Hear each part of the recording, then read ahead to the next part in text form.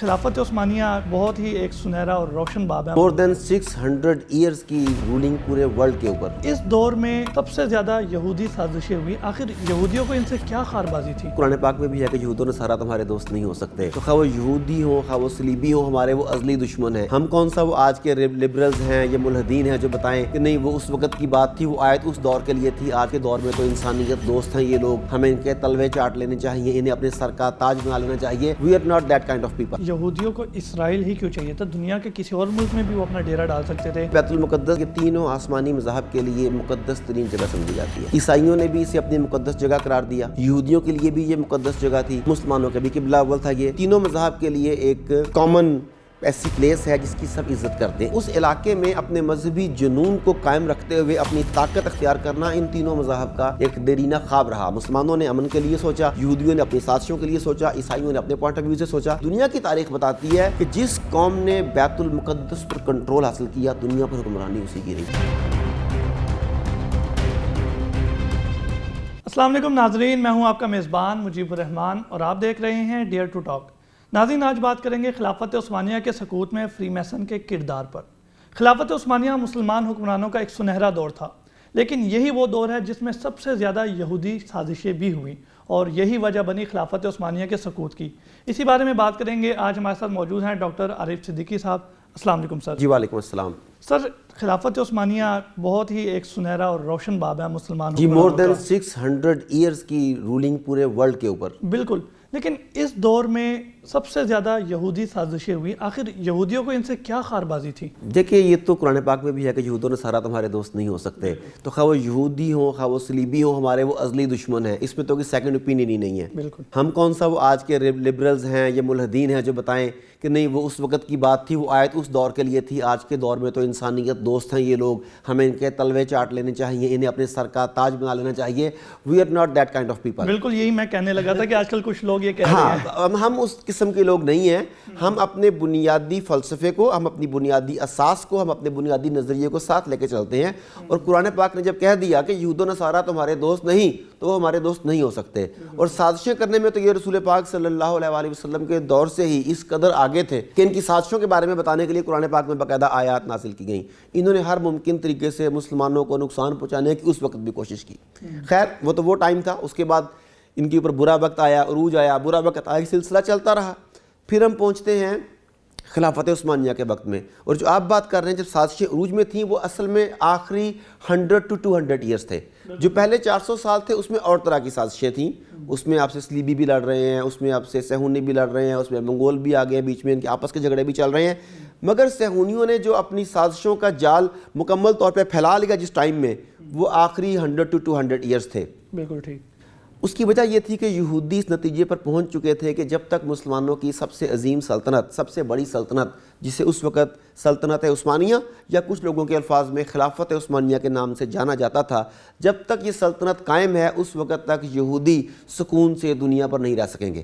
اس کی وجہ یہ نہیں کہ خلافت عثمانیہ یا سلطنت عثمانیہ سکون سے رہنے نہیں دیتی تھی، وجہ یہ تھی کہ سلطنت عثمانیہ ان کی سازشوں کے آگے بند باندھ دیتی تھی، ان کی سازشوں کے آگے اپنے بندے کھڑے کر دیتی تھی، ان کی سازشوں کرنے والوں کو کیفر کردار تک پہنچاتی تھی۔ اصل مقصد یہ تھا۔ تو انہوں نے بہت کوشش کی، جب اپنی سلطنت بنانے میں کامیاب نہ ہو سکے، پھر انہوں نے، آپ کو یہ بھی یاد ہوگا کہ سلطان عبدالحمید کے دور میں انہوں نے باقاعدہ فلسطین میں جگہ خریدنے کے لیے بہت بڑی رقم کی آفر بھی کی، وہ بھی ٹھکرا دی گئی۔ اور وہ رقم آفر کرنے سے پہلے خلافت عثمانیہ کو قرضوں کے مکمل جال میں جکڑنا یہ بھی صہیونی سازش ہی تھی۔ انہیں پتہ تھا کہ یہ خلافت جب تک مضبوط ہے، اس کی معیشت مضبوط ہے، اس کے اندر علم و فن والے لوگ موجود ہیں، اس کے اندر علم و ہنر کی معراج پر پہنچے ہوئے لوگ موجود ہیں، یہ پوری دنیا پر لیڈ کر رہے ہیں، انہیں کوئی بھی شکست نہیں دے سکتا۔ تو ان کا جو سب سے پرانا حربہ ہے کہ لوگوں کو مال و دولت میں الجھا لیا جائے، انہوں نے وہی وہاں پر بھی کیا، انہیں اپنے قرضوں کے جال میں جکڑنا شروع کیا۔ آہستہ آہستہ اتنا جکڑا کہ خلافت عثمانیہ کا ٹوٹل بجٹ جو تھا وہ قرضوں کی نظر ہونے لگ گیا، اور اتنا زیادہ قرضہ چڑھ گیا کہ آپ کو یاد ہوگا کہ انڈیا پاکستان سے جو اس وقت اکٹھا تھا، بر صغیر کہہ لیں، بر صغیر پاک و ہند سے یہاں کی خواتین نے اپنا سونا بیچا، لوگوں نے اپنی جاگیریں بیچیں اور خلافت کا قرضہ اتارنے کے لیے وہاں پر پیسے بھیجے، اور وہ لوگ آج بھی اس بات کو آنر کرتے ہیں، اس بات کو ایڈمائر کرتے ہیں کہ بر صغیر کے مسلمانوں نے ہمارے ساتھ شانہ بہ شانہ کھڑے ہو کر ساتھ دیا۔ خیر، تو اس وقت تھیوڈر ہرزل نے باقاعدہ سلطان عبدالحمید سے یہ بھی کہا کہ ہم خلافت کے تمام قرضے بھی چکا دیتے ہیں اور تمہیں ایکسٹرا پیسے بھی دیتے ہیں تاکہ تم اپنی اکانومی کو مضبوط کرو، اس کے عوض ہمیں ارض مقدس یعنی کہ فلسطین میں اپنا وطن بنانے کی اجازت دے دی جائے۔ اور سلطان عبدالحمید نے انتہائی پائے حقارت سے اپنے جذبہ ایمانی کا سہارا لیتے ہوئے ان کی اس پیشکش کو ٹھکرا دیا۔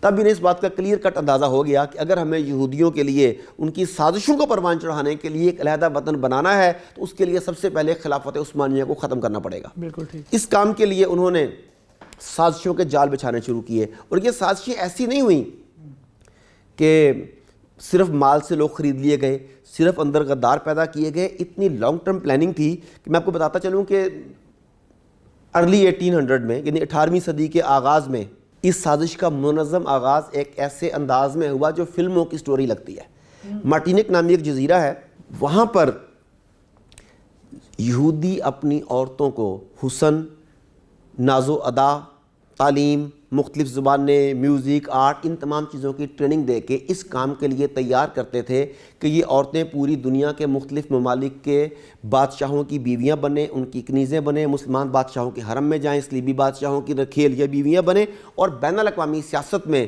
یہودیوں کے لیے اپنا حصہ وصول کر سکیں۔ یہ جزیرہ اس کام کے لیے بنایا گیا تھا۔ یہاں پر دو بہنیں، یہ 1800 کی جو بات بتا رہا ہوں، ارلی 1800 کی دو بہنیں ایک آئیں۔ کچھ کہتے ہیں کہ یہ سگی بہنیں تھیں، کچھ کہتے ہیں کہ کزن سسٹرز تھیں، دو بھی ہو، کزن سسٹرز چلیں کہہ لیں آپ۔ ان میں سے ایک کا نام تھا جوزفین اور ایک کا نام تھا میری مارتھا۔ یہ دونوں حسن میں، خوبی میں، اپنے انداز و ادا میں باکمال لڑکیاں یا عورتیں تھیں اس وقت کی۔ جو جوزفین تھی وہ شاہ فرانس کی بیوی بنی۔ بالکل ٹھیک۔ میری مارتھا کو مشکل ٹاسک دیا گیا، اسے ترک بادشاہ یا ترک خلیفہ کے دل میں جگہ بنانی تھی، اس کے حرم میں جگہ بنانی تھی۔ تو یہ بھی اپنے مقصد میں کامیاب ہوئی، ترک سلطان کی بیوی بن گئی۔ اب 1800 میں یعنی 18ویں صدی کے آغاز میں کمال یہ ہو گیا کہ صلیبی دنیا جس سے فالو کرتی تھی شاہ فرانس، اس کی بیوی بھی ایک یہودی صہیونی خاتون تھی جوزفین، اور مسلم دنیا جس خلیفہ کی جانب دیکھتی تھی ترک خلیفہ، اس کی بیوی میری مارتھا بھی ایک یہودی خاتون تھی۔ لیکن مشہور یہ ہے کہ جو یہودی ہیں یہ اپنی بچیاں جو ہیں وہ مسلمانوں میں یا دیگر مذاہب میں نہیں دیتے، وہ اس طرح کی شادیوں کے نہیں دیتے جس لیے آپ یہ میں سمجھتے ہیں۔ یہ تو سمجھتے ہیں کہ قربانی دے رہے ہیں، یہ بڑے مقاصد کے لیے یہ چھوٹی چھوٹی قربانیاں دیتے ہیں۔ یہ کہتے ہیں آپ کا جسم، آپ کا مال، آپ کی تمام چیزیں بڑے مقاصد کی راہ میں قربان کی جانی چاہیے، تو یہ جسم یا یہ نظریہ بھی اسی کا ایک حصہ ہے۔ تو وہ جو میری مارتھا تھی اسے ترک سلطنت کی جانب سے نقش دل کا خطاب دیا گیا، یعنی اس کا دل کے اوپر نقش چڑھ چکا تھا۔ تو پوری جو ترک خلافت تھی اس میں میری مارتھا کو نقش دل کے نام سے جانا جاتا تھا۔ پھر اس خاتون نے ایک بچے کو جنم دیا جو آنے والا سلطان بننا تھا۔ اب دیکھیں کہ مسلم دنیا کا جو موجودہ سلطان، اس کی بیوی، آنے والا سلطان، اس کی والدہ، اس کا عظیم المرتبت جو اس کا ایک کرسی تھی، چیئر تھی، اختیار تھا، وہ ایک یہودی خاتون کے پاس تھا جسے آپ میری مارتھا کہتے تھے۔ وہاں سے ان کے زوال کا، ڈکلائن کا عمل تیزی سے شروع ہوا۔ اس نے کیا کیا؟ اس نے اپنے نظریات پہلے وہاں انجیکٹ کرنے شروع کیے، آہستہ آہستہ پہرے داروں کی، چوکیدار جنہیں ہم کہتے ہیں، وہ ہو گئے خانسامہ، باورچی، گارڈز، وہ پنکھے جلنے والے، وہ چھوٹے ملازمین جنہیں ہم آج کے دور میں کہتے ہیں نا کلاس 4 کے ملازمین۔ اس نے کلاس 4 کے ملازمین کی جاسوسوں کی ایک پوری لڑی، ایک پوری چین تیار کر دی۔ اب وقت یہ آ گیا کہ عثمانی خلیفہ کے دربار میں، اس کے محل میں، اس کے حرم میں کوئی بھی چھوٹے سے چھوٹی نقل و حرکت بھی ہوتی تھی تو اس کی خبر اس منظم چین کے لیے باہر پہنچا دی جاتی تھی۔ یعنی کہ حسن کے ساتھ ساتھ ذہانت بھی کمال جی انہوں نے اس کے لیے تیار کیا تھا اسے، بالکل۔ اس کے بعد اگلا سٹیپ یہ کیا کہ ان کی ایک خاص فوج تھی جسے ینیچری فوج کہا جاتا ہے۔ ینیچری فوج کے ذریعے ترک سلاطین نے جو فتوحات حاصل کیں وہ تاریخ کا حصہ ہیں۔ ینیچری افواج نہ ہوتی تو شاید ان کا اتنا عروج بھی نہ ہو پاتا۔ اب اس نے ینیچری کے جو سرکردہ افراد تھے، ان کا جو سالار تھا، اس کے ساتھ روابط بڑھانے شروع کیے اور اسے بھی اپنے مقاصد کے لیے استعمال کرنا شروع کر دیا۔ یوں سمجھ لیں کہ ان کی سیکرٹ فورس جس طرح ہمارے یہاں ISI ہے، تو اگر اس دور کی ISI چیف کو قبضے میں کر لیا جائے تو پھر نتیجہ کیا ہوگا؟ ہر طرح کی انفارمیشن، ہر طرح کے وسائل آپ کے قدموں میں ہیں۔ بالکل ایسے تو یہ عمل جناب وہاں سے شروع ہوا، اور کرتے کرتے یہ ہوا کہ آنے والے 120-30 ایئرز کے اندر وہ تمام کی تمام سلطنت زوال پذیر ہو کے 40 سے زائد ممالک میں بٹ گئی۔ اور یہ 40 سے زائد ممالک میں بانٹنا در حقیقت اس بین الاقوامی سازش کا حصہ تھا جس کا مقصد خلافت عثمانیہ کو کمزور کر کے مسلمان لوگوں کو ٹکڑوں ٹکڑوں میں بانٹ دینا ہے۔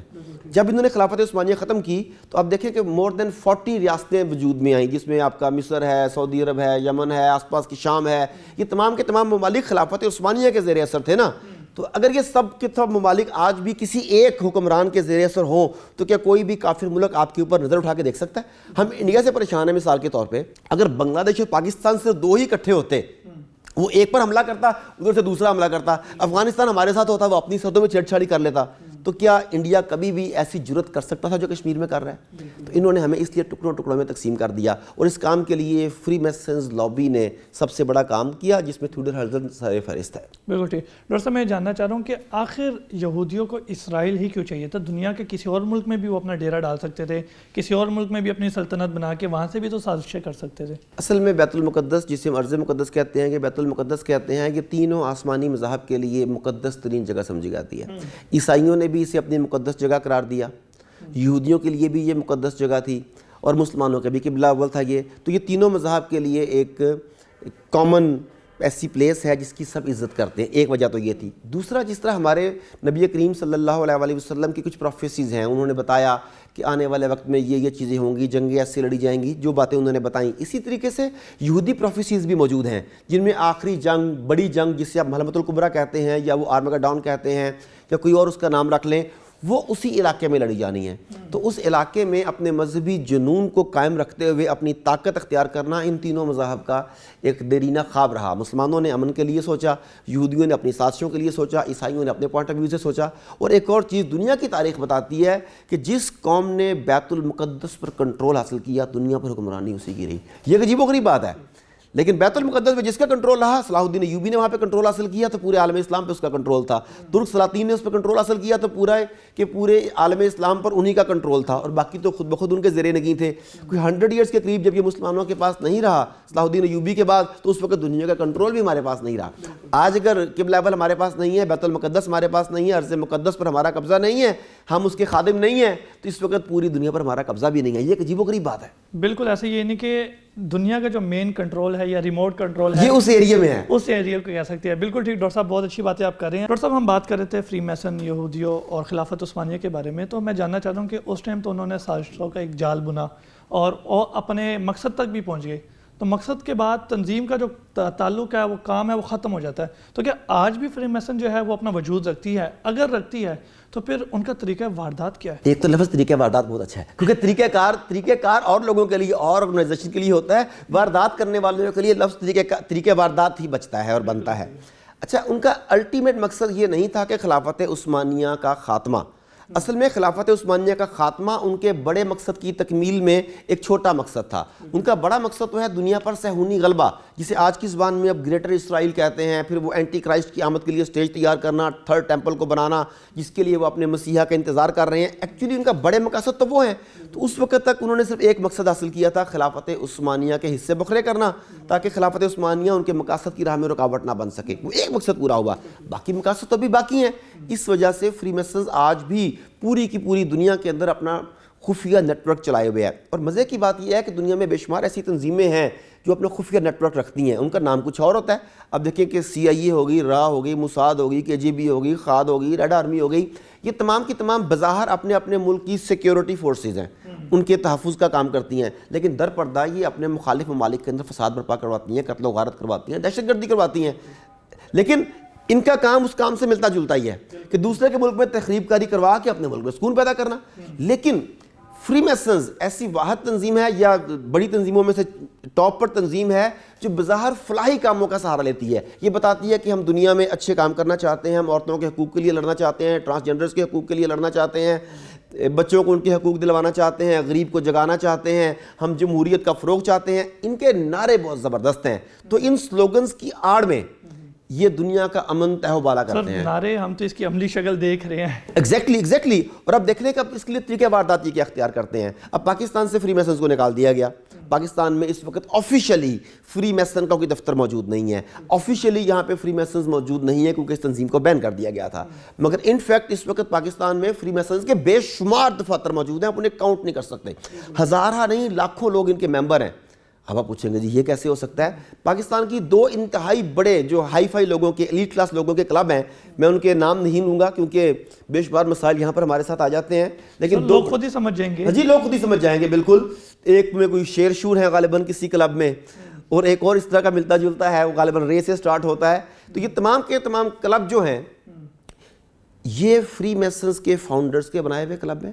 ان کی پالیسیز فری میسنز کی پالیسیز ہیں, اور یہ یہاں پر رفاہ عامہ کا لبادہ اوڑھتے ہیں. اگر وہ آپ سے رابطہ کریں وہ کلب والے, تو آپ کو یہ نہیں کہیں گے کہ آپ فری میسنز کا ساتھ دیں, وہ آپ کو یہ نہیں کہیں گے کہ آئیے صہیونی غلبے کے لیے لڑیں, اور وہ آپ کو مزے کی بات ہے پیسے بھی نہیں دیں گے. بالکل ٹھیک. وہ آپ کو ایک جال بچھائیں گے, آپ کو بتائیں گے کہ پاکستان میں غربت بہت ہے, غربت کے خلاف لڑنے کے لیے آپ جیسے لوگوں کا سامنے آنا ضروری ہے. وہ آپ کو بتائیں گے کہ آپ جیسے لوگ جو ہیں یہ عورتوں کے حقوق کے لیے بہت کام کر سکتے ہیں, جینڈر ایکولیشن کے لیے بہت زیادہ کام کر سکتے ہیں. اب آپ ایک سرمایہ دار آدمی ہیں, آپ چاہتے ہیں کہ آپ کا سرمایہ ملک کے فائدے کے لیے استعمال ہو, آپ چاہتے ہیں کہ آپ کا سرمایہ یا آپ کی جو زکوٰۃ ہے وہ پازیٹیو کام میں لگے, تو وہ آپ ہی کے پیسے کو اپنے مقاصد کے لیے استعمال کرواتے ہیں. اور ان کلبوں میں عام آدمی شامل نہیں ہو سکتا. اس کے لیے آپ کو یا تو بہت امیر کبیر ہونا پڑتا ہے, یا آپ کو انتہائی اثر رسوخ کا حامل ہونا پڑتا ہے, مطلب عہدہ آپ کا بہت بڑا ہو, آپ پولیٹیشین ہو, آپ ایسی پوزیشن میں ہو کہ آپ انفلوئنسر ہو, وہاں پر آپ جاتے ہیں. پھر وہ آپ سے جو کام لیتے ہیں, اب آپ دیکھ لیں کہ آپ کی LGBT, آپ کے ٹرانسجینڈرز کی آرگنائزیشنز, آپ کی ہومو سیکچولیٹی کی آرگنائزیشنز, آپ کے میرا جسم میری مرضی, بالکل وہ ایک عام نعرہ چل گیا, لیکن وہ خواتین کے حقوق کے نام پر آئے تھے نا. ان تمام کی تمام تنظیموں کے پیچھے آپ کو ڈائریکٹ یا انڈائریکٹ آپ کو فری میسنز نظر آئیں گے. اور وہ نام کسی اور NGO کا لگا ہوگا, لیکن آپ سرچ کریں اسٹیپ بائی اسٹیپ پیچھے جائیں تو اینڈ پر آپ اس کا ناطہ کھلے عام جو ہے وہ فری میسن سے جوڑ سکیں گے. چین بنی ہوئی ہے. چین. اب ان کے مقاصد میں بھی اگلا اسٹیپ یہ ہے کہ یہ بے حیائی کو, بے غیرتی کو, انارکی کو پروموٹ کر کے مسلم معاشرے کو تباہ کرنا چاہتے ہیں. ان کا ٹارگٹ ہمارا یوتھ ہے. آپ دیکھیں جب یوتھ سے آپ نے اس کا ایمان چھین لیا, اس کی اقدار اور اس کی ویلیوز چھین لی, اس کا نظریہ چھین لیا, تو اس کا مطلب ہے انہوں نے آپ سے آپ کا مستقبل چھین لیا. اب جو انہوں نے جینڈر ایکولیشن کے نام کے اوپر, ایجوکیشن کے نام کے اوپر, جنسی بے حیائی کے نام پر, مخلوط یونیورسٹیوں کے قیام کے بعد, مخلوط ایجوکیشن کو پروموٹ کرنے کے بعد, ٹرانسجینڈرز کی رائٹ کے نام پر, یہ سب کچھ کیا کیا انہوں نے یہی کیا نا, انہوں نے بے حیائی کو پروموٹ کیا. پرانا فارمولا ہے, یعنی کہ لانگ ٹرم ایک پلان جو ہے یہ وہی چلا رہے تھے. یہ شروع سے, اس سے پہلے سے بھی یہی ہو رہا تھا, اس سے پہلے بھی یہی ہوتا تھا کہ انہوں نے ہمیشہ یہ چاہا کہ مسلمان جوان کو یا تو مال و دولت, اریانی اور نشہ, شراب شباب کباب, ان کے ذریعے اپنی طرف کھینچا جائے. اور آج بھی ایگزیکٹلی وہی کر رہے ہیں. ایک تو اس سے یہ کر رہے ہیں ان کلبوں کے ذریعے. ایک اور آخری کام جو کر رہے ہیں وہ یہ ہے کہ خفیہ NGOز کی فنڈنگ کرتے ہیں. فری میسنز کے پاس بے تحاشا فنڈز ہیں. ان کے پیچھے دنیا کی بہت طاقتور فیملیز, جن میں روتھشائلڈ فیملی شامل ہے, راک فیلر فیملی شامل ہے, ان کے پیچھے یہ لوگ موجود ہیں. پیسہ بے تحاشا ہے. اب وہ کام سامنے خود آئے بغیر دوسری NGOز کے ذریعے کرا دیتے ہیں. انہیں بتاتے ہیں کہ آپ نے یہ والا سلیبس پڑھانا ہے, پاکستان میں تعلیم کو عام کرنا ہے, کتابیں بھی ہم چھپوا کے دیں گے. کتنی اچھی بات ہے یہ والی. آپ کہیں گے دیٹس ویری گڈ کہ آپ دشمن کے پیسوں سے اپنے بچوں کو پڑھائیں. بالکل ایسا ہی ہے. ہمیں تو کہا نا دشمن کے بچوں کو پڑھانا ہے, تو ہم ان کے لیے دشمن ہیں. انہوں نے ہمارے بچوں کو پڑھانے کا سوچا, انہوں نے کتابیں بھی چھاپ کے دیں. انہوں نے کہا کتابیں فری لو. انہوں نے کہا کہ آپ کے ٹیچرز کے لیے ایجوکیشن بھی ہم فری دیں گے, آپ کے ٹیچرز کو ٹریننگ بھی فری دیں گے. اب جب آپ کتابوں کا بغور جائزہ لیتے ہیں تو آپ کو پتہ چلتا ہے کہ ان کے اندر چھوٹے چھوٹے ایسے زہریلے فکرے چھپے ہوئے ہیں جو طلباء کے ذہن میں شکوک کا بیج بوئیں گے, جو انہیں اسلامی اقدار سے دور کریں گے, جو انہیں دو قومی نظریے سے دور کریں گے. پھر یہ جوان بڑے ہو کر پرویز ہود بھائی بنتے ہیں, پھر یہ اسلام کی اقدار کا, پاکستان کی اساس کا مذاق اڑاتے ہیں. تو یہ بیج وہاں کا بویا ہوا ہوتا ہے. تو فری میسنز, آپ کے سوال کا اگر میں آخری ایک فکرے میں کنکلوڈ کروں تو فری میسن آج خلافت عثمانیہ کے دور سے کہیں زیادہ خطرناک انداز میں اور مؤثر انداز میں ایکٹیو ہے. ہمیں اپنے آپ کو بچانا ہے. بالکل ٹھیک. ڈاکٹر صاحب آپ کی بات سے مجھے ایک مشہور ٹی وی چینل ہے, ان کا ایک پروگرام یاد آیا. بظاہر وہ پروگرام اس لیے بنایا گیا تھا کہ لوگوں کے ذہن میں جو شکوک و شبہات ہیں اس کے آنسرز دیے جائیں. لیکن کیا ہوتا تھا کہ وہ کویسچن کو 100 دفعہ دکھاتے تھے, آنسر صرف ایک دفعہ ایک ہی پروگرام, اور وہ الہاد پروموٹ کر رہے ہوں گے یقینی طور پہ. یس بالکل ایسے ہی ہے. بالکل ایسے ہی ہے. ڈاکٹر صاحب واپس موضوع کی طرف آتے ہیں کہ خلافت عثمانیہ کو جو خلافت عثمانیہ ایک سلطنت تھی, اس کو جنگ عظیم میں کیوں شامل ہونا پڑا؟ اچھا, انہوں نے آخری وقت تک کوشش کی کہ کسی بھی طرح اپنے آپ کو اس سے بچایا جا سکے. اس کی وجہ یہ ہے کہ یہ اس وقت تک کمزور ہو چکے تھے, مالی لحاظ سے کمزور تھے, قرضوں میں جکڑے ہوئے تھے, ان کے اندر آپس میں اقلیتوں کے کئی مسائل چل رہے تھے, ان کی آپس کے حکومتی عہدیداروں کی آپس میں جنگ چل رہی تھی. یعنی صہیونیوں نے, فری میسنز نے جو بیج بوئے تھے اب وہ تناور درخت بن چکے تھے. اب خلافت عثمانیہ یا سلطنت عثمانیہ اس پوزیشن میں نہیں تھی کہ کسی بڑے پنگے میں پڑھ سکے.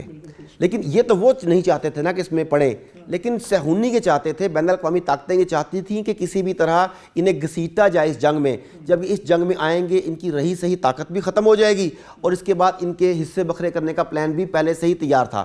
اب جو ان کی اپوزٹ الائز تھا, اس میں آپ کو پتہ ہے روس تھا, فرانس تھا, برطانیہ تھا, ان سب نے مل کر ترکی کے خلاف اعلان جنگ کر دیا. اب انہوں نے اعلان جنگ بھی کر دیا، ایک آدمی گریبان پکڑ کے آپ کا کھینچ رہا ہے، آپ کوشش کرتے ہیں کہ جان چھوٹ جائے، جب وہ بڑھتا جاتا ہے پھر آپ کو اپنے ڈیفینڈ کے لیے کچھ کرنا پڑتا ہے۔ دوسری طرف اس کا الائنس جرمنی کے ساتھ تھا، جس طرح آپ کے معاہدے ہیں مختلف ممالک کے ساتھ، فوجی اتحادی معاہدے، اس کا معاہدہ جرمنی کے ساتھ تھا۔ جرمنی پر کوئی حملہ آور ہوتا ہے تو ترکی کو اس کا ساتھ دینا تھا، ترکی پر حملہ آور کوئی ہوتا ہے تو جرمنی کو اس کا ساتھ دینا تھا۔ یہ ساری سچویشنز تھوڑا سٹیپس بن کے نا پورے کا پورا ایک بلڈنگ، ایک بلاک بن رہا تھا۔ اب ترکی جان بچانے کی کوشش کر رہا ہے، مگر اتحادی افواج نے ترکی کے چند ہزار عثمانی ترکوں کو شہید کر دیا۔ اپنے اتحادیوں نے نہیں، جو اپوزٹ، اس کی اپوزٹ جو تھے، جس میں برطانیہ تھا، جس میں فرانس تھا، جس میں روس تھا، ان لوگوں نے اسے کیا۔ اب روس نے، برطانیہ نے، فرانس نے مل کے اتحادی افواج نے حملہ کیا، ہزارہ ترک عثمانی جو ہیں وہ شہید ہو گئے۔ اب ان کا بدلہ لینے کے لیے، اپنی قوم کے آگے اپنا سر بلند کرنے کے لیے ترکوں کو میدان میں اترنا پڑا۔ ان کے پاس اس کے علاوہ چارہ کوئی نہیں تھا، اور جب وہ اترے ہیں تو وہی کچھ ہوا جو عثمانی خلیفہ اور عثمانی افواج پہلے سے جانتی تھیں، کیونکہ انہیں اپنی پوزیشن کا پتا تھا نا۔ لیکن کچھ ٹائم ایسا آتا ہے کہ آپ کہتے ہیں کہ مارو یا مر جاؤ، تو وہ مارو یا مر جاؤ والی سچویشن میں ڈال دیے گئے، اور جیسے ہی انہیں شکست ہوئی، ان کے پہلے سے پری پلانڈ منصوبے کے مطابق سلطنت عثمانیہ کے حصے بکھرے کر دیے گئے، 40 سے زائد ریاستیں بن گئیں، اور مسلم امہ ایک مرتبہ پھر نیچے کی طرف چلی گئی۔ ڈاکٹر صاحب، سلطنت عثمانیہ میں جو اتا ترک ہے، مصطفیٰ کمال، اس کا استعمال کیسے کیا گیا؟ اچھا، ویسے میں تو اس بندے کے لیے اتا ترک کا نام استعمال کرنا پسند نہیں کرتا۔ اتا ترک کا مطلب ہے ترکوں کا باپ، جس طرح آپ کہتے ہیں قائد اعظم محمد علی جناح، تو اتا ترک مینز ترکوں کا باپ، ان کا قائد اعظم۔ تو وہ کرتے ہیں جس سینس میں کرتے ہیں، لیکن میرا دل نہیں مانتا، تو میں اسے مصطفیٰ کمال پاشا ہی کہنا پسند کروں گا۔ اتحادی افواج کو ترکی کے خلاف ایک ایسا بندہ چاہیے تھا جسے وہ ہیرو بنا کر پیش کر سکیں، کیونکہ اب وہ وقت نہیں رہا کہ آپ پوری کی پوری فوجوں کو، عوام کو قتل و غارت کری کے ذریعے بٹھا دیں، پھر اوپر خود آ کر بیٹھ جائیں۔ اب تو یہی ہوتا ہے کہ اپنا بندہ وہاں حکومت کرے۔ پوری دنیا کا نیا ٹرینڈ گزشتہ 200 ایئر سے تو یہی چل رہا ہے۔ تو جب خلافت عثمانیہ ٹوٹنے لگی، اس کے حصے بکھرے ہو گئے بہت زیادہ، برائے نام خلیفہ رہ گیا، تو اس وقت انہیں ترکوں کے اندر ایک ایسا آدمی چاہیے تھا جو ان کی نمائندگی کرے۔ اس کے لیے انہوں نے مصطفیٰ کمال پاشا کو چنا۔ یہ ایک ان کا آرمی کمانڈر تھا۔ گیلی پولی کے محاذ پر اسے ایک جعلی فتح دلوائی گئی۔ ترک قوم جو تھی وہ بالکل پسی ہوئی تھی، شکست کے ذلت کے نیچے دبی ہوئی تھی، وہ سر اٹھا نہیں پا رہے تھے کہ ہمیں اتنی مار پڑی ہے، ہمارے بندے مارے گئے، خلافت خطرے میں چلے گی، وہ بڑے پرابلمز میں تھے۔ اب گیلی پولی کے محاذ پر اتحادیوں نے، یعنی کہ دوسرے اتحادیوں نے، انہوں نے جان بوجھ کر انہیں ایسا موقع دیا کہ مصطفیٰ کمال کو ایک جعلی ہیرو بنا کر پیش کیا جا سکے۔ تو اس جنگ میں ایک جعلی فتح دلوائی گئی، مصطفیٰ کمال پاشا کو اس کا فاتح بنایا گیا، اسے ترک قوم کا نجات دہندہ بنا کر پیش کیا گیا۔ تو جب وہ فتح ہوئی تو ترک قوم نے تو آسمان سر پر اٹھا لیا کہ بالآخر ہم نے اپنا بدلہ لے لیا۔ انہوں نے اسے اپنا باپ کا درجہ دے دیا، اتا ترک، ترکوں کا باپ۔ بالکل ٹھیک۔ اور اس بندے نے انفلوئنس میں آنے کے بعد یہ نہیں کہا کہ ہمارے دشمن کفار ہیں، ہمارے دشمن صلیبی ہیں، ہماری شکست کے ذمہ دار صہیونی ہیں۔ اس نے کہا کہ عثمانی ہماری شکست کے ذمہ دار ہیں، خلافت ہماری شکست کی ذمہ دار ہے۔ اگر ترکی نے ترقی کرنی ہے تو اسے عثمانیوں سے جان چھڑانی پڑے گی، اسے خلافت کو نیست و نابود کرنا پڑے گا۔ تو اس نے ٹوٹل ان کا اعلی کار بننے کے بعد خلافت کا بھی خاتمہ کیا، ترکی کے حصے بکھرے بھی کیے، اور ترکی کو مکمل سیکولر اسٹیٹ بنا دیا۔ ایسی سیکولر اسٹیٹ جہاں پر آپ اذان تک عربی میں نہیں دے سکتے تھے، جہاں آپ نماز نہیں پڑھ سکتے تھے، مساجد کو تالے لگا دیے گئے، آپ اپنے پاس قرآن مجید نہیں رکھ سکتے تھے، تلاوت نہیں کر سکتے تھے۔ اس نے انتہا کر دی۔ بالکل ٹھیک۔ تو اس کا نتیجہ یہ نکلا کہ ترکی کوئی 50 60 70 سال جو ہے ایسے ایک فیز سے گزرا جسے تاریخ ترین دور کہا جا سکتا ہے۔ لیکن اس کے بعد آہستہ آہستہ ترکی نے واپس اپنی اساس کی طرف، اپنی اصل کی طرف آنا شروع کر دیا۔ اگر آپ آج دیکھیں تو پورے کے پورے عالم کفر نے ترکی کے اوپر جو 70 80 سال کی محنت کی تھی، آج لگتا ہے کہ وہ ساری کی ساری ضائع ہو رہی ہے، اور کسی بھی وقت یہ کایا بالکل پلٹ جائے گی۔ تو جہاں پہ ایک اور بات میں ایڈ کرنا چاہوں گا جاتے جاتے، کہ کچھ اہم ذرائع کے مطابق، کچھ اہم معلومات کے مطابق مصطفیٰ کمال پاشا فری میسنری کا گرینڈ ماسٹر بھی تھا۔ فری میسنز کے مختلف رینکس ہوتے ہیں، ان میں ماسٹرز ہوتے ہیں، بردرز ہوتے ہیں، تو ان میں ایک رینک ہوتا ہے گرینڈ ماسٹر۔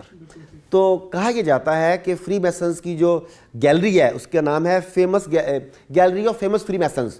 وہاں پہ سنا ہے کہ کمال اتا ترک کی تصویر اس کیپشن کے ساتھ لکھی ہوئی ہے کہ یہ وہ محسن ہے جس کی وجہ سے ہم نے خلافت عثمانیہ کا خاتمہ کیا۔ بالکل ٹھیک ڈاکٹر صاحب، وقت مختصر ہے، آخری سوال کرنا چاہوں گا کہ کیا دوبارہ مسلمان ممالک جو ہے ایک جھنڈے تلے ہو سکتے ہیں؟ دیکھیں آج نہیں تو کل ہونا پڑے گا۔ اگر آپ گراؤنڈ ریالٹیز کی بات کریں تو لوگ کہیں کہ ممکن نہیں ہے، ہر ملک نے اپنی 1.5 اینٹ کی علیحدہ مسجد بنائی ہوئی ہے۔ پاکستان کیوں کسی کے نیچے جانا چاہے گا؟ افغانستان کیوں کسی کے زیر نگی ہو کے کام کرنا پڑے گا؟ بنگلہ دیش کو کیا ضرورت ہے کہ اپنی سوورینٹی کو گروی رکھ کر پاکستان کا ساتھ دے؟ پاکستان کو کیا ضرورت ہے کہ اپنی سوورینٹی کو گروی رکھ کے ترکی کے پیچھے رکھ جائے؟ بظاہر تو یہ لگتا ہے، لیکن اب دیکھیں کہ اس وقت عالم کفر اکٹھا ہو چکا ہے۔ انہوں نے ایسے ادارے بنا لیے ہیں جس سے ان کی ملکوں کی کسی حد تک جزوی سوورینٹی متاثر نہیں ہوتی، مگر اصل فیصلے، بین الاقوامی فیصلے وہ ادارے کرتے ہیں، جن میں یونائٹڈ نیشنز کا ادارہ شامل ہے۔ یونائٹڈ نیشنز کے آپ کے خیال میں مسلمانوں کے یا انسانوں کے حقوق کے لیے بنایا گیا؟ قطعاً نہیں، وہ صلیبی و صہیونی مفادات کے تحفظ کے لیے بنایا گیا ہے۔ اب اس کے ذریعے فیصلہ لانچ کرتے ہیں اور پوری دنیا مل کے ان کا ساتھ کرتی ہے۔ ورلڈ بینک لے لیں، IMF لے لیں، FATF لے لیں، اس طرح کے کئی ادارے ہیں۔ تو الٹیمیٹلی آج نہیں تو کل، 100 سال بعد، 10 سال بعد، 5 سال کے بعد ہونا یہی پڑے گا کہ مسلم امہ کو ایک بلاک بنانا پڑے گا جس میں آپ کی جتنے بھی ممالک ہیں انہیں آزاد ریاستیں تصور کیا جائے کہ پاکستان اپنے اندرون میں اپنی جغرافیائی حدود میں جو مرضی کرے، مگر بین الاقوامی معاملات میں وہ مسلم امہ کے بلاک کے فیصلوں کا تابع ہونا چاہیے، ترکی ان فیصلوں کا تابع ہونا چاہیے، سعودی عرب، افغانستان، مصر، جتنے بھی ممالک ہیں وہ اس بلاک کے تابع ہونے چاہیے۔ وہ بلاک جو فیصلہ کرے، وہ بلاک کرے کہ آج اسرائیل کا بائیکاٹ ہے، وہ کرے کہ آج اس کے اوپر جلغار کرنی ہے، وہ آج کہے کہ آج کشمیر کو آزاد کرنا ہے، تو تمام کے تمام مسلم امہ اس کے ساتھ کھڑی ہو۔ دیکھیں سوڈان میں کیا کیا، ایسٹ تیمور میں کیا کیا، آذربائیجان میں کیا ہوتا ہے، کیا پوری کی پوری عالم کفر کی افواج وہاں پر اس خطے کو آزاد کرنے کے لیے اتر نہیں پڑتی؟ اور پوری دنیا نہیں بولتی، اس لیے کہ وہ اکٹھے ہیں۔